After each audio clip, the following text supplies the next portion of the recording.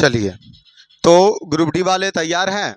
तो group D वाले के लिए ही हम कल इससे पहले क्या दिए थे, फिजिक्स का दिए थे ना, 30 प्रश्न का स्क्रीन रिकॉर्डिंग दिए थे, पर आज पीडीएफ इसका बन चुका है फिजिकल केमिस्ट्री का, और लगभग 245 प्रश्न है जो फिजिकल केमिस्ट्री के हैं।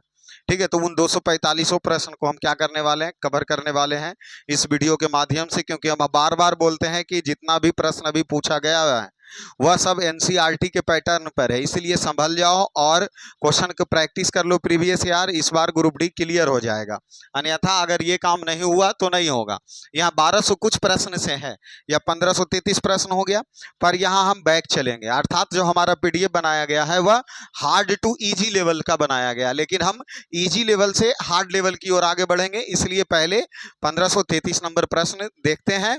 ठीक है, और प्रयास वही कि कम से कम 1 घंटा प्लस ये वीडियो जाए। वैसे आज तो संडे है, एनर्जी मेरे पास पूरा एकदम भरपूर है, तो लंबा भी चल सकता है। ठीक है, तो चलिए और अपने प्रश्नों का सॉल्यूशन और आंसर दीजिए।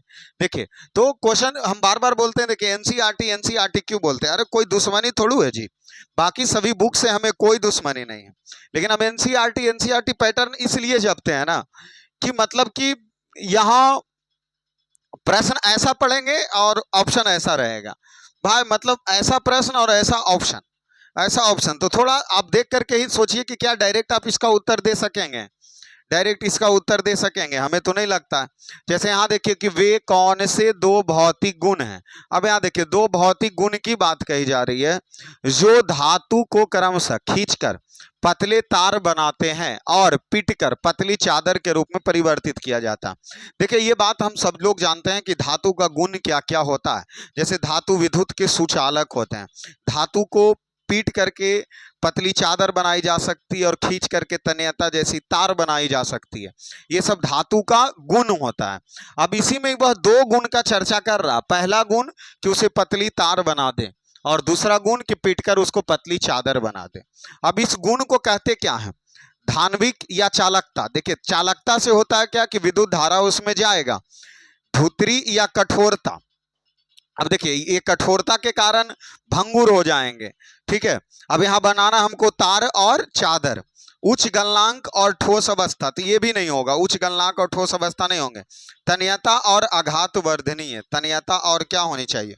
आघात वर्धनीय, क्योंकि धातु में अगर तन्यता गुण है तब उसे पतली तार बनाया जा सकता है। अगर धातु में तन्यता गुण है तब उसे खींच करके पतली तार बनाया जा सकता है। और आघात वर्धनीय मतलब पीट पीट करके पतली चादर, आघात वर्धनीय गुण है तब उसे पीट पीट करके पतली चादर बनाया जा सकता है। अर्थात यही गुण के कारण, तन्यता गुण के कारण उसे को तार बनाएंगे और आघात वर्धनीय गुण के कारण उसे पतली चादर बनाया जाएगा। ठीक है, ये हो गए।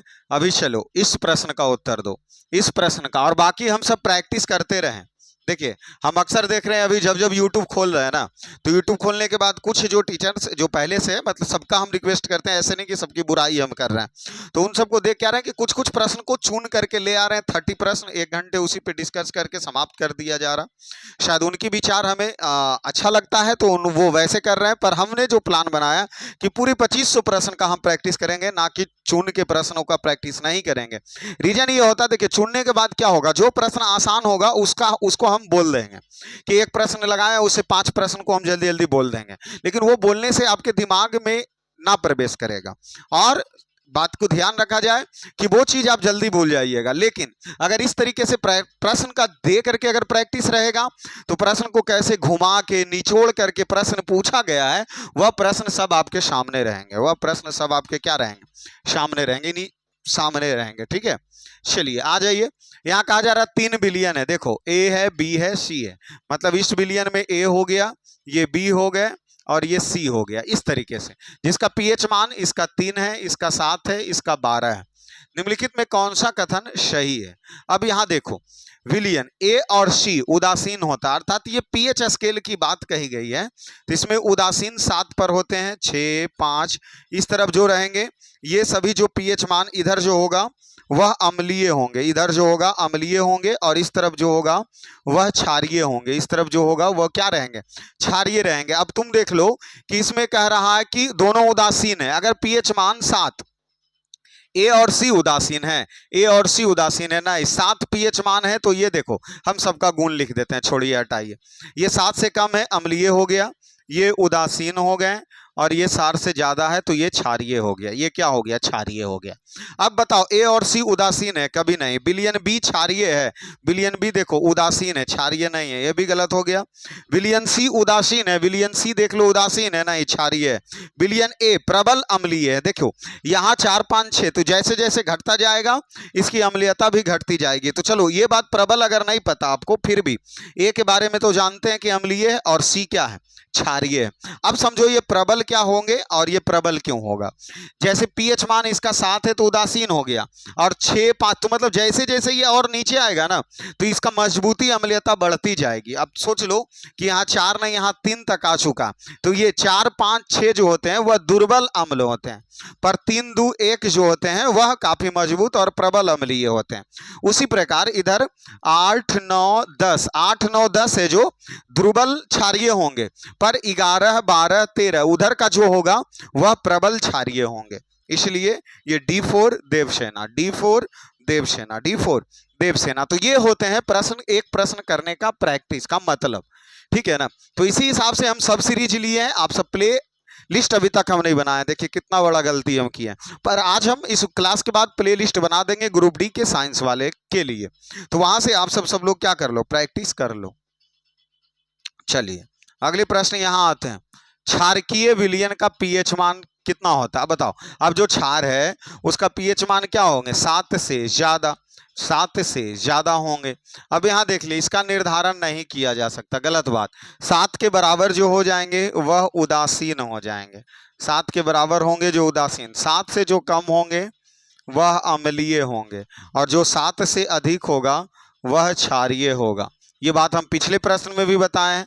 तो क्या निकल गया, क्या निकल गया, क्षारीय विलयन है 7 से अधिक, D4 Devasena, D4 Devasena, D4 Devasena, ठीक है।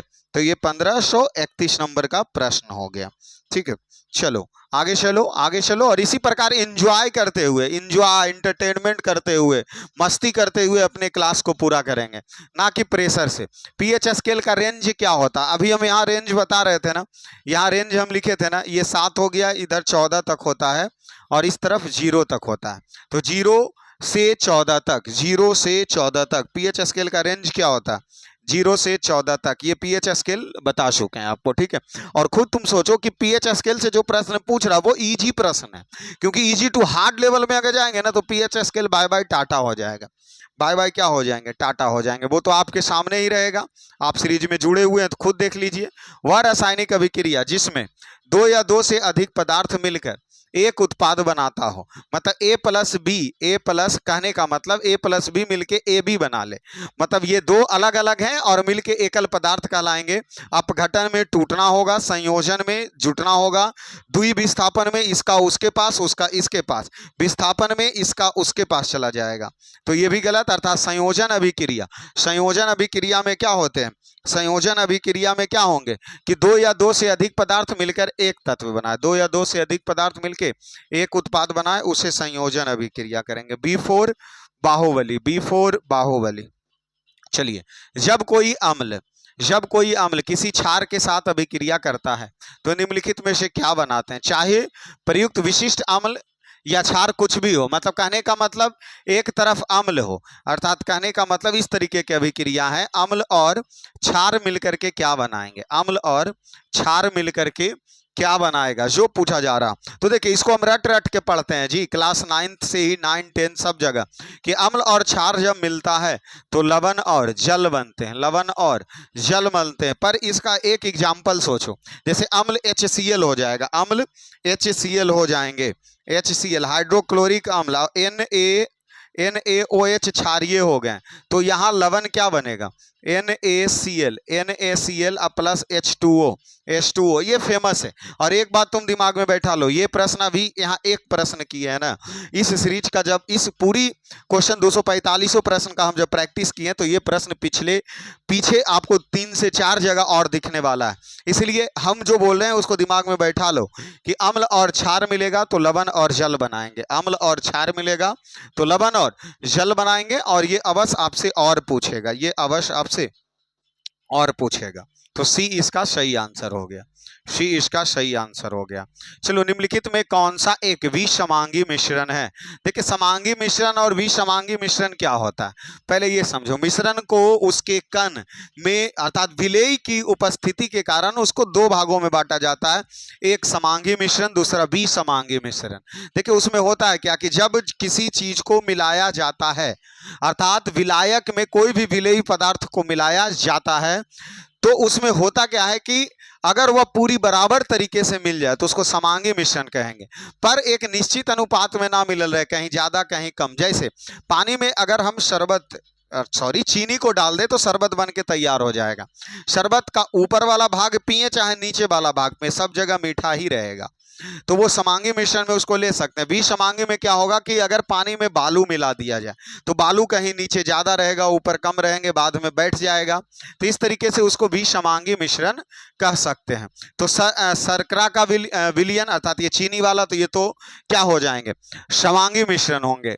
ठीक है, रेत और जल का मिश्रण ये विषमांगी होगा, और विषमांगी ही हमसे पूछ रहा।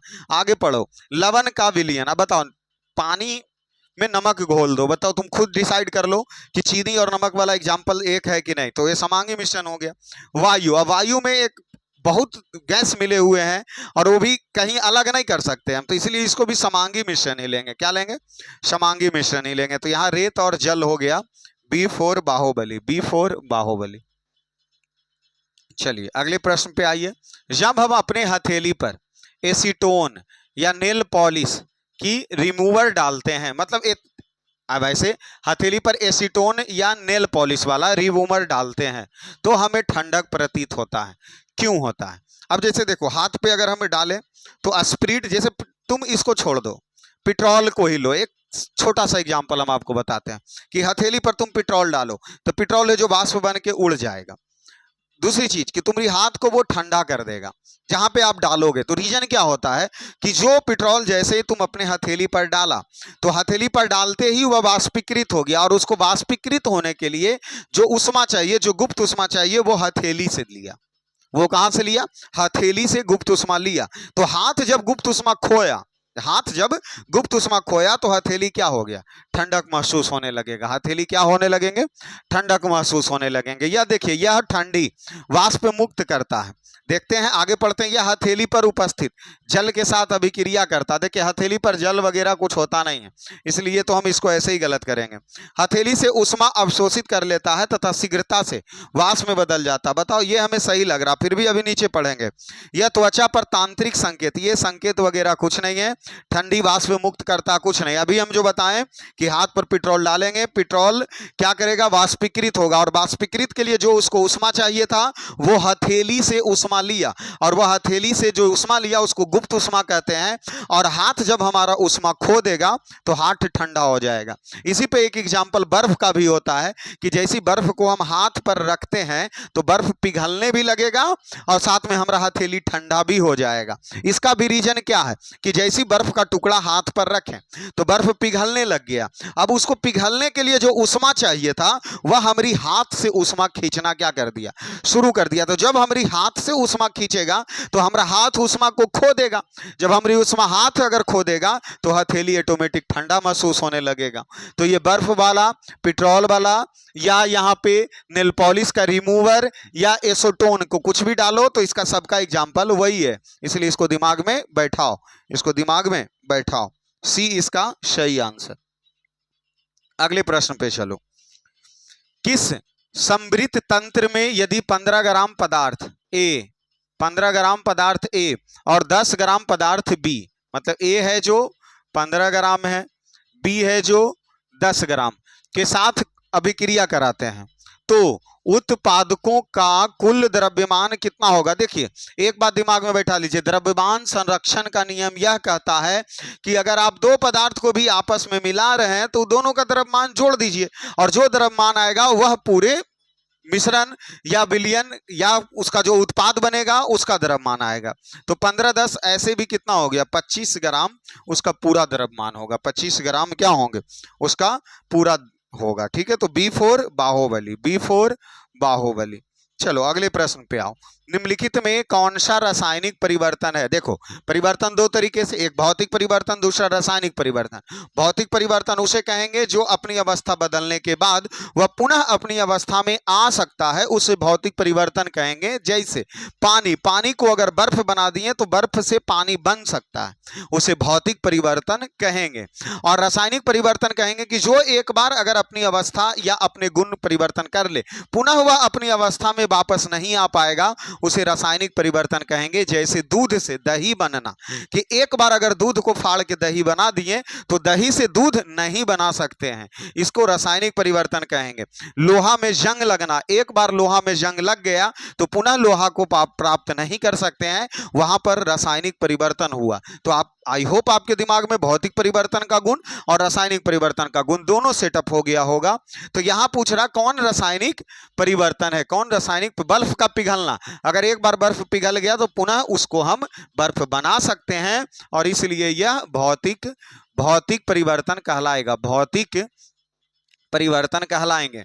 लोहे में जंग लगना, लोहे में जंग लगना रासायनिक परिवर्तन कहलाएंगे, रासायनिक परिवर्तन कहलाएंगे। नमक का पानी में घुलना, देखो नमक का पानी में घोल दिए, उसके बाद पानी को वाष्प कर देंगे, नमक हमें फिर से प्राप्त हो जाएगा, अर्थात यह हो जाएंगे भौतिक परिवर्तन, भौतिक परिवर्तन। कागज का काटना, देखो अब कागज को अगर काट दिए तो बाद में जोड़ भी सकते हैं, अब इसीलिए इसको रासायनिक परिवर्तन तुम ना लो और भौतिक परिवर्तन लो। रीजन, क्योंकि रासायनिक परिवर्तन का एक एग्जाम्पल हमें यहां ठोस मिल चुका है, ठीक है। तो B4 बाहुबली, B4 बाहुबली, लोहे में जंग लगना, लोहे में जंग लगना, ठीक है। चलिए अगले प्रश्न आइए, निम्नलिखित में कौन सा विषमांगी मिश्रण का उदाहरण नहीं है? नहीं पर फोकस करो ओ लाडलो, नहीं पर फोकस करो, ऐसा नहीं कि तुम विषमांगी ही आंसर मार देना, विषमांगी नहीं है, इसका मतलब क्या है, यह समांगी मिश्रण है, इसका मतलब क्या है, समांगी मिश्रण है, और इसका डिफिनेशन हम एक बार बोल चुके हैं, अब डायरेक्ट एग्जाम्पल से छाटेंगे। रेत और नमक, अब बताओ रेत और नमक को मिला दो, बात तो रेत भी अलग कर सकते हैं, नमक भी अलग कर सकते हैं, तो ये हो जाएगा विषमांगी, विषमांगी, ये समांगी नहीं होंगे। दूसरी चीज, आप हमें कमेंट करो कि नमक और रेत को कैसे अलग कर सकते हैं। बाई चांस तुम नमक और रेत को मिला दिया तो नमक और रेत को कैसे अलग करेगा, जो कमेंट करो। तेल में जल, तेल में जल, इसको भी, अब तेल में जल क्या होता है, अगर हम ऊपर रख दें तो ये प्रश्न देखो, ये क्लास 9th का लड़का, क्लास 9th वाले लड़का ये प्रश्न हमसे पूछा था, वो बार बार पेज एक लेकर के आते हैं, तो उस पेज से कभी उसका इरादा होता है कि शायद लगता होगा कि चेक कर लेते हैं गुरुजी को जरा इसका उत्तर पता है या उन्हें नहीं, तो उसमें तेल में जल का मिश्रण नहीं लिखा था, वो लिखा प्रश्न में क्या था कि दो अघुलनशील द्रव के मिश्रण को किस तरीके से अलग कर सकते हैं, तो कीप विधि के द्वारा अलग करते हैं, कीप विधि के द्वारा अलग करते हैं। पर तेल में जल का मिश्रण भी विषमांगी ही होगा, पूछिए कैसे, ऊपर में तेल छपलाल रहेगा और नीचे पानी रहेंगे, नीचे क्या रहेगा, पानी। इसमें यहाँ पे कीप पृथक्करण विधि में होता क्या है कि इस बीकर में यहाँ पे एक कुप्पी लगा हुआ होता है, जो एक कुप्पी से क्या हो जाएगा, पानी पहले नीचे गिर जाएगा, पानी पहले नीचे तो बचेगा, फिर नीचे आके शेष तेल ही बच जाएंगे। पर यह भी मिश्रण कौन सा मिश्रण है, विषमांगी मिश्रण ही है, ठीक है। चलिए सिरका, अच्छा चलो सिरका को भी छोड़ते हैं। रेत और चीनी, अब बताओ तुम रेत और चीनी को मिला दो, रेत और चीनी, तो ये भी विषमांगी ही हो गया, विषमांगी हो गया। सिरका मतलब रस होता है किसी चीज का, तो ये समांगी होंगे। सिरका मतलब रस होता है किसी चीज का, तो सिरका सी हो गया, सी हो गए, ठीक है। तो इसका आंसर क्या हो गया, सी हो गया, सी हो गए, तो सी कंप्लीट। चलिए सी कंप्लीट हो गए। अभी आगे चलते हैं, अगले प्रश्न पे आओ, अगले क्वेश्चन आओ, देखो क्या पूछ रहा। चलिए 22 नंबर क्वेश्चन आइए। 22 क्वेश्चन क्या कहा जा रहा है, निम्नलिखित में कौन सा ठोस का सही गुण है, बताओ। यहाँ डिफिनेशन, और ये क्लास 9th वाले बच्चों को भी इसका उत्तर पता होगा, ठीक है, और हम सब तो ग्रुप डी के एग्जाम की ही तैयारी कर रहे हैं। बताओ क्लास 9th वाले, 9th में अगर आप केमिस्ट्री पढ़े होंगे तो उसमें अवस्था का परिवर्तन देता, ठोस द्रव गैस देते हैं, तो इसका आंसर सोचो। ठोस अत्यधिक संपीड्य होता है, संपीड्य मतलब क्या होता है, उसको दबा सकते हैं, नहीं, कभी नहीं, गलत बात है। ठोस का कोई निश्चित आकार नहीं होता, बताओ इसका निश्चित आकार नहीं है अर्थात ये भी गलत हो गया। ठोस में प्रबल अंतर आणविक बल होता, देखो अगर प्रबल अंतर आणविक बल होता, प्रबल प्रबल मतलब मजबूत, सही बात है। ठोस में जो एक कण दूसरे कण के मजबूत है, अंतर आणविक बल क्या प्रबल होते हैं, हमें तो लग रहा है यही सही है। डी पढ़ते हैं, ठोस आसानी से विसरित होता, बताओ विसरित मतलब फैलना, क्या ठोस आसानी